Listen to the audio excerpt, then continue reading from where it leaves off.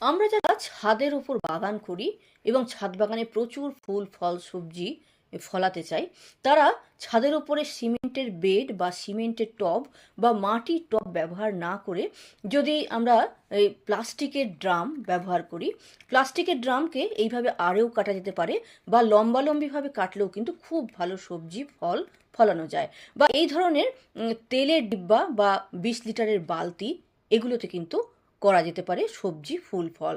আর আমার ছাদে এই ধরনের কুলারের ট্যাঙ্কি আমি অনেক ব্যবহার করেছি, তাতে কিন্তু খুব ভালো সবজি ফলানো যায়। এছাড়া আপনি গ্রো ব্যাগ ব্যবহার করতে পারেন বা 20 লিটারের জলের ট্যাঙ্কিও ব্যবহার করতে পারেন সবজি ফলানোর জন্য। এতে কিন্তু প্রায় 70%-এর মতো লোড কম করে ফেলা যায়।